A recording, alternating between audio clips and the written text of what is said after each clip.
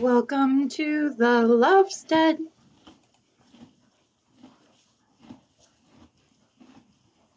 Hello, BookTube. Welcome back to Lady Lovestead Reads. My name is Jessica, and if my camera doesn't fall on top of me, today I'm sharing with you my December 2021 wrap-up.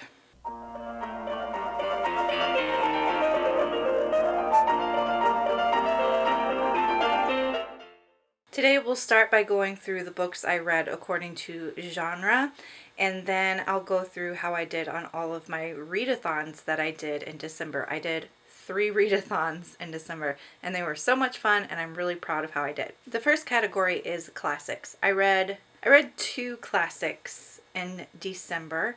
The first was The 9 Magic Peahens and Other Serbian Folk Tales, collected by Vuk Karadzik. Here's the cover. And this is exactly what it sounds like. It's a collection of folk tales. It's really short. It was easy to get through, and I enjoyed it about the same as I do any folk tales that I read, which is a medium amount of enjoyment.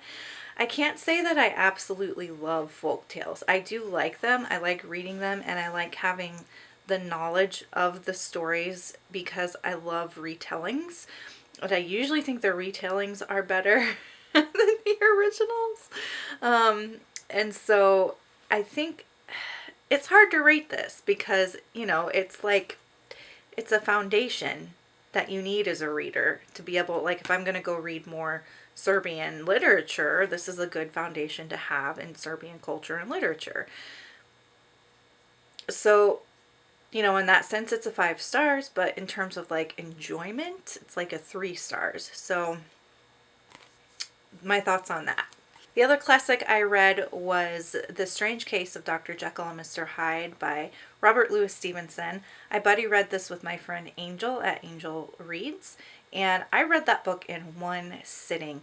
I thought it was so good. It's gothic, it's spooky, it asks a lot of questions like what is the meaning of good and evil? What happens if we try to separate our evil from our good? Because everybody has both. And it's just, oof, I loved it. I loved it. It's a short read. It's a quick read. Like I said, I read it in one sitting, and I was messaging Angel like throughout the whole reading process. I just really enjoyed it. So I gave that one 4 stars out of 5. The next category is thrillers, and I did read one thriller in the month of December. I read Verity by Colleen Hoover. Verity is about a woman who is a ghostwriter, and she is going to ghostwrite for a woman who had been in an accident, and the woman's name is Verity. She's like this really well-known thriller writer who writes really dark stuff. So the main character has to go stay at the house. She doesn't have to. She's evicted from her apartment, so she goes to stay at Verity's house with Verity's husband and child under the with the goal of like trying to read through all of Verity's plans for her next book and getting to know like her writing style and doing research for the book. That's why she goes. But then like all these like weird twisted things start happening. And I enjoyed this one. I read this one in one day when I did my 12-hour reading sprints holiday party, and I liked it. The ending was a little bit predictable, I thought. So there's that. But I liked how dark and twisted it was. It was a fun ride. I don't know that I'll ever read it again, but I don't regret reading it either. So I gave it about a 3.53 stars out of 5. The next category is dark romance, and I read one dark romance in December. It was There Are No Saints by Sophie Lark, and this is about 2 serial killers who have their eye on the same woman, and it is so good. I loved it. I loved getting inside the head of these characters, as weird as that sounds. But Sophie Lark just did such a good job of creating tension and intrigue and drama and spookiness, and I loved this book. Check your trigger warnings, of course, and in terms of smut, if you really like smut, there's not a whole lot of smut actually. So what did I give this one? I gave this one, I've got my notebook here where I keep track of all of this, so if you see me looking down, that's why. Oh, I don't have a rating noted here on my notebook. I think I gave it a 4.5 stars because I don't know if it'll become an all-time favorite for like a 5-star. It's one of those things that time will tell. Like if I find myself continuing to think about it later on down the road and maybe rereading it and that kind of thing, maybe I'll bump it up to 5 stars. But I just couldn't tell just yet if it would end up being like an all-time favorite like that. So the next category is fantasy, and I read volume 6 and 7 of The Promised Neverland by Caillou Shirai, not edited, but illustrated by Posuka Demizu, and I really love this series. I think it's more of like a fantasy horror dystopia than just like straight fantasy, but it's about kids who are at an orphanage and the orphanage turns out to be not what they thought it was. That's all I can tell you without spoiling it, really. But it's so good. There are twists and turns at the end of every volume. My jaw drops and I go, what? Because there's always a twist at the end of every volume. It makes you want to keep reading on to the next. So I did read volume 6 and 7. I believe I gave them both 3 stars out of 5. The other fantasy I read is Crooked Kingdom by Leigh Bardugo. This is book 2 in the Six of Crows duology, and I really liked it. I love the Six of Crows duology. I thought Shadow and Bone was okay, but Six of Crows and Crooked Kingdom are going to live rent-free in my head forever. Like, the characters in this book are what make it for me. The relationships, the slow burn plot I actually really, really liked. I liked the vibes. It's kind of gothic, kind of grim. Yeah, I'll reread these books for sure. And I gave it 4 stars out of 5 because there were just a couple things with how it wrapped up where I just wanted a little bit more. So didn't quite make a 5-star, but 4 stars is still a really good rating for me. Next category is middle grade. I read 2 middle grade in December. It was the first 2 books in the Winter House trilogy by Ben Gooderson.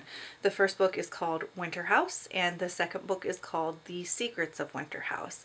And these are kind of like fantastical mysteries. So it is about Elizabeth, who in the first book is sent to spend her winter break at Winter House, which is this really cozy hotel in the mountains in the snow. And she has some slight magical powers. She also really loves solving puzzles. And so she finds like a book in the library at Winter House that leads her to kind of solving some puzzles and sleuthing out some things that are going on at the hotel. And the second book continues on from there, and it's a really cozy story. I like the characters. The atmosphere is really what does it for me. Like, I wish I could go spend my winter breaks at Winter House because it just sounds so gorgeous, so cozy, so wholesome. The people that stay there sound so interesting and kind, and it's definitely a comfort read for me. It's definitely a read I'll come back to, like, if I'm having a high anxiety day, because there's just something so, like, soothing and comforting about the stories. So I do plan on finishing the trilogy at some point here in 2022. The last category is nonfiction. I read How to Speak Chicken by Melissa Coffey. This book is about chicken behavior and chicken language, and since I have chickens, I absolutely loved it. Let me read you a quote that just grabbed my heart when I read this book. It is on page 142. So it says, "Love is a universal language, and anyone who loves chickens knows they speak it too." Ugh, it's so true. It's so true. Chickens are wonderful. I love them. They're fantastic little dinosaurs. And this was such a good book. It's short, it's based in good research, and also in Melissa's observations of her own chickens. I gave it 4 stars out of 5. I also read In the Dream House by Carmen Maria Machado. This is a memoir, but it's a very, very artistically done memoir. And in the story, she talks about her experience of domestic violence and abuse in a lesbian relationship. Now, so there were a couple things that I observed in this book. One, her MFA is showing. Like, it's very MFA writing, very artistic, very trying to like push the boundaries of form and that kind of thing. That got a little distracting for me, actually. And the other thing that I noticed was she doesn't state how she feels at any point. At no point do I get a sense of what she feels in the situation. It's almost like she's observing it from outside. And I think that was purposefully done because she tells the story in second person point of view. So the story about her and her partner is all told from the point of view of you. Like, you go to the store and you experience this and you. So she's really trying to put the reader in the position of the victim. So she doesn't state anything that she feels because she wants you to feel. She's not going to dictate how you feel about that situation because she's putting you as the main character. And I thought that was pretty clever, actually. That was pretty clever. And I liked that. There are other segments within the story where she does speak from her point of view, and most of them have to do with like her past prior to meeting this partner. So stories of her family and her childhood and that kind of thing. But she does use I in those sections, and she talks about her feelings in those sections. But then when she flips to talking about the main topic of the memoir, which is the abusive relationship, then she's suddenly gone. Like, she's no longer actually in the story. And I could see the technique. I could see what she was trying to do, and I could see why people find this so groundbreaking and unique. I don't think I've read another memoir that does that. I think Alicia Washita's My Body is a Book of Rules is probably as close as I have read to this style of artistry in a memoir. But for me, I don't know that I love that in a memoir because I don't trust the authorial voice.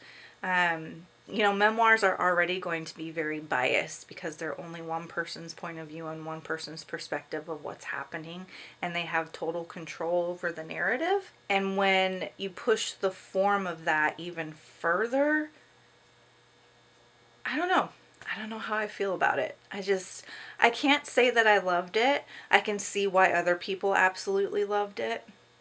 And if that was you, that was great. I didn't feel a particular way because the you stuff kept pulling me out of the story. I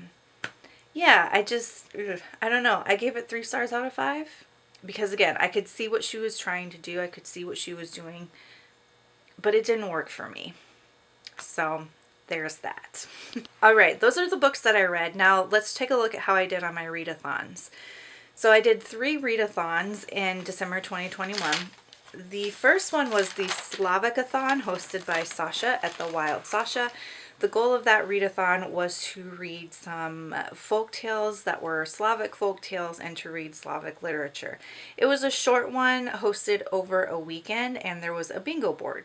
And I didn't necessarily have the time to do the whole bingo board and get a blackout, but I did get a bingo. So here is the bingo board. The bingo that I got was in that second row. So the first one was On a Mission. And for that, I counted Crooked Kingdom, It is Slavic. She even recommended Six of Crows when she was setting up and explaining what the readathon was going to be about. So I counted Crooked Kingdom as part of the readathon for On a Mission in that second row, and Feather on the cover because there is a crow and crows have feathers. For the other two spots on that row, the oldest book on the TBR, this was the oldest book on my TBR for December, and then Yellow Book, and you can see all that beautiful yellow on the cover. So it worked out perfectly, and I got a bingo. Now, after the readathon happened for the Slavicathon, she did post another video where she had set up the bingo board in a specific way where if you had gotten some specific prompts done, then you would earn a specific folktale character going into the next one that would get you specific, like, I keep saying specific, like bonus points and whatnot in the next Slavicathon. So based on the prompts that I did here, I got the Firebird. The next readathon that I did was the Reindeer Readathon, and this is hosted by Break Even Books, and I was on Team Stocking. So it's a competitive team-based readathon, and the prompts are all based on the reindeer. I got all of them except for one. So for Dasher, Dasher was a short story collection or novella. So for Dasher, I counted this collection of Serbian folk tales, collection of short stories.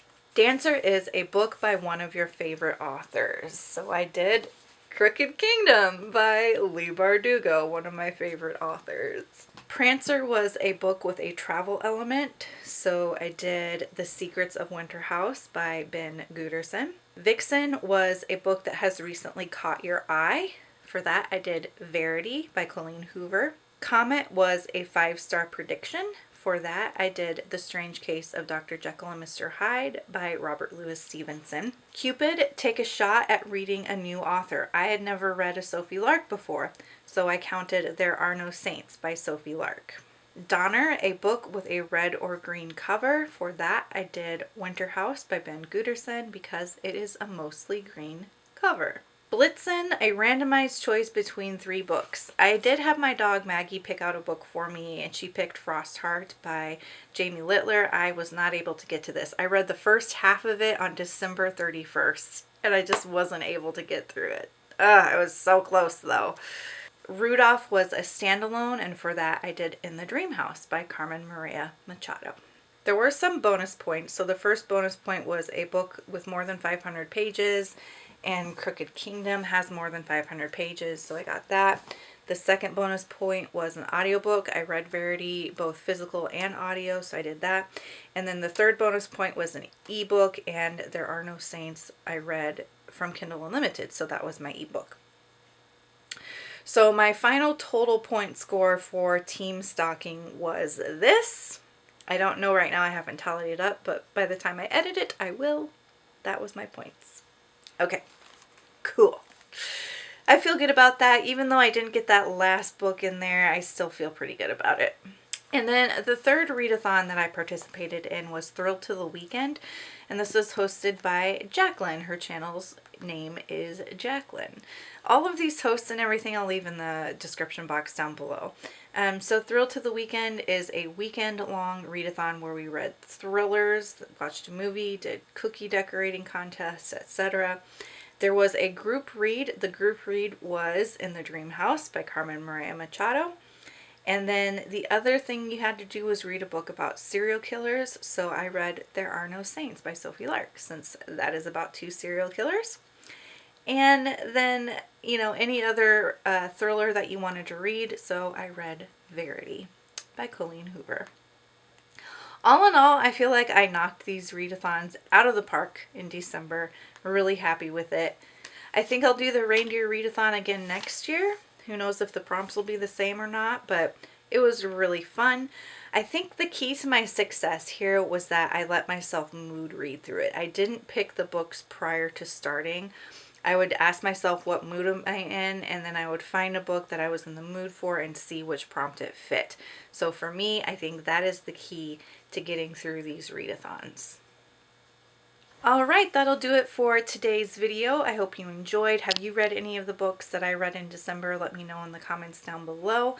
Did you participate in any readathons in December? Let me know that as well. If you just want to let me know that you're here, leave some sort of bird emoji for the Thunderbird in the comment box down below.